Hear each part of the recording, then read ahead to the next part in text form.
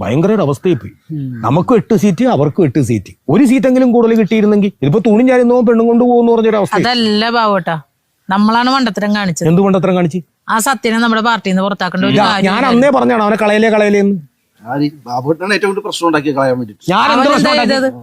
ഈ പാർട്ടിയിൽ നിന്ന് പുറത്തായപ്പോ തന്നെ അവൻ പോയി സ്വതന്ത്രനായിട്ട് നിന്ന് സ്ഥാനാർത്ഥിയായിട്ട് മത്സരിച്ച് നല്ല വമ്പിച്ച ഭൂരിപക്ഷത്തിൽ ജയിച്ചു. എനിക്ക് ഉള്ള ഏറ്റവും വിഷമം എന്താന്ന് പറയാമോ, നമ്മുടെ കൂട്ടത്തിനകത്ത് നമ്മൾ നടന്ന സ്ഥാനാർത്ഥിമാരിൽ ഏറ്റവും വൻപിച്ച ഭൂരിപക്ഷം 1500 വോട്ടാണ്.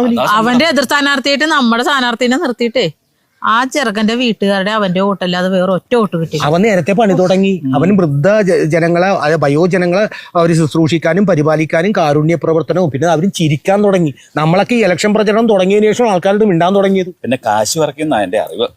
സത്യന്റെ എതിർ സ്ഥാനാർത്ഥിയായിട്ട് നിന്നവനെ അവന്റെ വീട്ടിൽ വിളമ്പിയത് 750 ബിരിയാണിയാ.